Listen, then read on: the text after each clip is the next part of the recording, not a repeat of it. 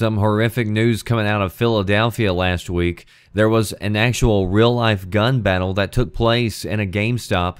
Robert Wilson III was a 30-year-old, 8-year veteran of the Philadelphia police force. He was standing at the GameStop counter when two brothers, aged 30 and 26, burst into the store in what later became a failed armed robbery attempt.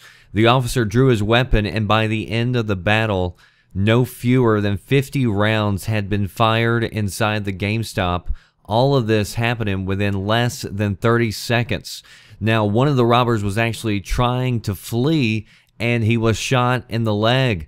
Officer Wilson, however, was shot multiple times, including one shot to the head, which ended his life. As the battle was taking place, they said that Officer Wilson was actually moving away from the customers so that he was drawing fire away from them.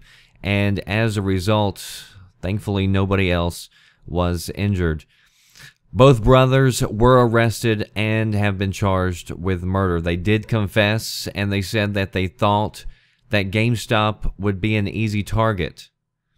One brother had been arrested 6 times previously, and the other one had been arrested twice.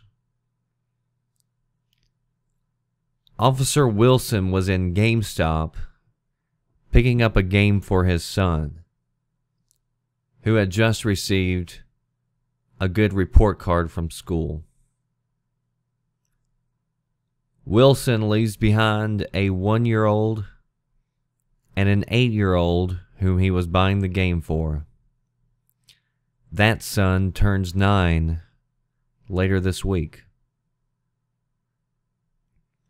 Beginning tomorrow, GameStop is going to begin accepting donations in this officer's name, and they say that 100% of the money that's donated over the next several days, they do have a cutoff date. I'll leave the links down below, but they say 100% of the donations is going to go to this family.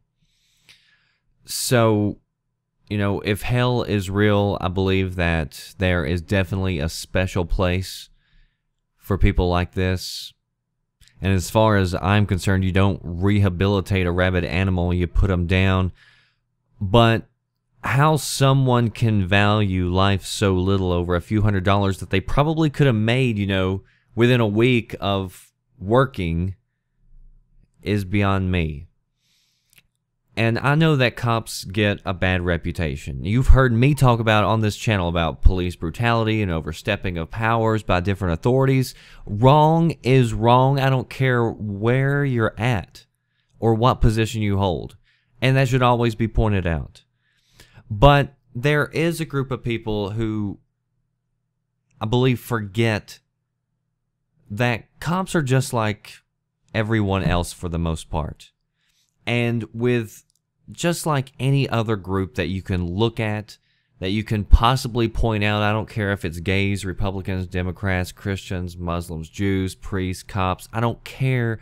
You will find horrible, psychotic, sociopathic people in all of those groups. I don't care what group it is. But within each and every single one of those groups also, you'll find that a vast majority of them are actually pretty decent human beings who just want to do their job with as little stress as possible, go home, see their families at the end of the day, watch some shows together, play some games, go to bed, and do it all again. Most people don't go looking for trouble. They just want to be left alone. And I think it's important to remember that there are a lot of good, decent people out there who are just trying to protect their communities. You know, they're not crooked, they're not power hungry, they're, I don't know how else to say it, they're just decent. I've talked to them before, I know that they're out there. But forget Wilson was a cop. At the end of the day, he's just a father, a son, a cousin, a role model. He was a lot of things probably to a lot of people. But now he's just a memory. Few things in this life are worth sacrificing yourself for, and I can assure you that money definitely isn't one of them.